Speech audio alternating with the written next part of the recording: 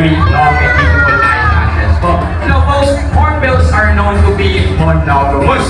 Monogamous meaning once they find a partner in the wild, they will stay with them forever. KJ finds their perfect partners. I need everyone to shout fly at the count of 3, okay? So, KJ, audience on your phones, mabilis lang tayo again. Fly at the count of 3. 1, 2, 3!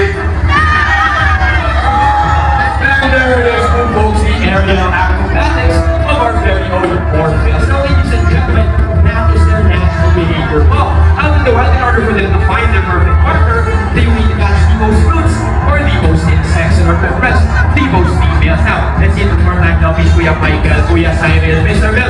KJ, look at the audience. Slide the count of 3. 1, 2, 3. And there it is, folks. Once again, if you are witnessing this in the wild, you are very lucky as you are watching the mating ritual or in short, naniligaw po ang ating mga kala na balik na JJ, folks. Let's give our hornbills a round of applause, please. There we go. Thank you so much, Mr. Bill, and of course, JJ. Alright, moving this up. Fun fact about hornbills, folks. Unlike most birds who walk from place to place, hornbills actually hop from place to place. Tumatalon sila as their secondary means of locomotion. Let's meet our next animal ambassador. Our next animal ambassador is very bold and colorful in order for him to stand out to the opposite sex. So please help me welcome Barak, our blue and gold macaque. And there he is, folks, ladies and gentlemen. That is Barak, our blue and gold macaque with the scientific name of Ara. Ara meaning genius. Why are they called geniuses? They have the mental capacity of a 4-year-old child. So kasing talino ni Barak ang isang kindergarten student na. Ang mga ates, mga kuyas, don't be scared. Lapit na kayo. There we go. Just open your hand. Bigyan na pagkain siya, Barak. Barak is what we call the psychodactyl feet. Psychodactyl meaning to the front, to the back, allowing them to grab items. And as a way of showing you Barak's impressive feet, behind the name we have a kadang-kadang traditional Filipino footwear. So, boy. So, bakay. And there is, ladies and gentlemen, that is the psychodactyl feet effort. Once again, to the front, to the back, allowing them to grab items. So, adjust muna yung sinangakadaka ng Kuya Richie. There we go. Sa'yo mabubuhay na po. And balik. There we go. March again, boys. Right, left, right, and back. Good boy. Now, high five. Up your Kuya Richie. There we go. Good boy, Barak. Now, folks, that is what they use to perch high up on trees. Now, not only is Barak fashion conscious, but he is also environmentally conscious as well. Now, let me ask the audience and be honest, okay? Who here segregates their trash or minsan nag-segregate sa basura? Raise your hand, taas ka mo, baliw mo. Please, sabi mo, pinitahan natin. Right, we have ma'am, anyone else? We have about 6-7 people who segregate their trash and the rest in you have and guilty. Unfortunately, not a lot of people segregate their trash. No, but hopefully you will all learn a valuable lesson from Barak because we have a can labeled biodegradable and another labeled non-biodegradable. Folks, so double check po na ni Barak and Kuya Richie will drop trash on the table and we'll see how Barak segregates his mess. That will all learn a valuable lesson from him. So, Barak, ready? Kuya Richie, ready? Okay. Kuya Richie, taga. And let's see what Barak picks up first. It looks like a piece of plastic, which is obviously going to the non-biodegradable bin. Up next, it looks like a leaf, folks, or that one, which is going to go to the biodegradable bin. Let's see what he picks up next. It looks like another leaf, which is once again going to the biodegradable bin. The one last piece of trash, boys, going to keep on nice and clean.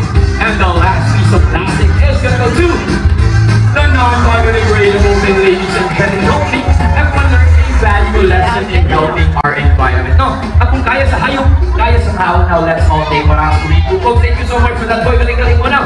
Please, Kuya Richie. Kiss, Kuya Richie.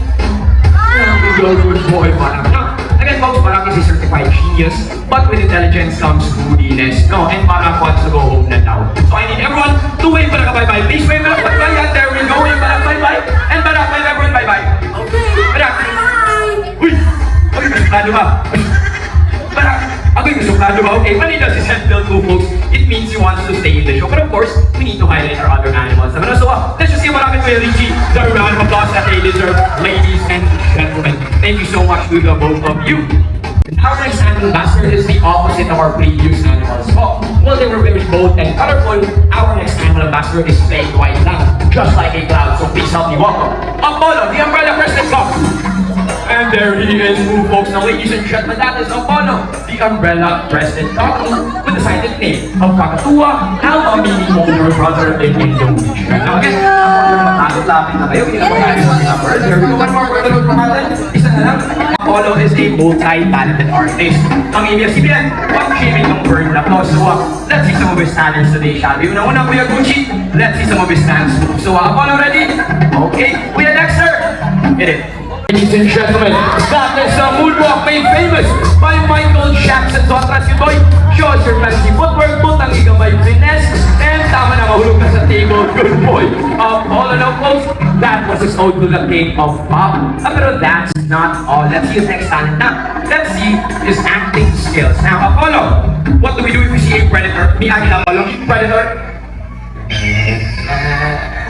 Patay, good boy, Apollo. Now, folks, that is their natural reaction. Well, out of the wild, whenever they see a predator, they either run away or play dead, as most animals do not want to eat already dead or rotting meat. Oh, now, one more time daw, please, sweet predator na naman. Kadramatic nyo na. Patay, good boy, Apollo. Punchmark magic. Interview na ito ang langgam. Now, Apollo, ang mukha mo. Look at Kuya Gucci, tanawas Kuya Gucci. Is he good looking? Pogi ba si Kuya Gucci? Okay. Wow, congratulations to you, Kuya Gucci. Pogi daw ka. Ganun si mong Bboy. Congrats naman. Now, how about me, Bboy? Look at me. Ako na doon sa answer ko. Pogi ko. Dali, please. Dali. Lang kakate, bali sa pera, maging host, no? Ikaw po, madam ba? Ay, nakahalis sa pera. Okay, so folks, medyo biased talaga si Apollo because Kuya Gucci is his personal hunter. So there is gonna be some preferential treatment towards their trainers mo. Let's go for audience na nakaka-fair na fair dito. Kung bakit mong Bboy, magpasayin mo ay natadaan, bakit mong Bboy siyang pananaw, no? Now, ito no, how about si ate na grabing katawa kanina na medyo kaloka na? Look at ate, she beautiful, maganda ba? Okay, congratulations to you, ate. Magandang araw. Apollo approves of your beauty po. Congrats naman, ate. But of course, we don't discriminate here dito. Folks, so let's go sa lalaki, kanandiguan ka. How about si sir na naka-black na shirt, naka-kala? Look at sir, is he good looking? Pogi ba si sir? Okay. Well, congratulations to you as well, sir. Pogi po na ka. Ganahan si Apollo sa Bboy. Pati mo kasawag sa riyang mapulbog. Kaya Bboy na congrats naman sa iyo. Ano? Kung ako kayo mo siya, kung wala naman mo ba? Sina Apollo. Pero ginagalahin sina. Pogi ka pa, wala po.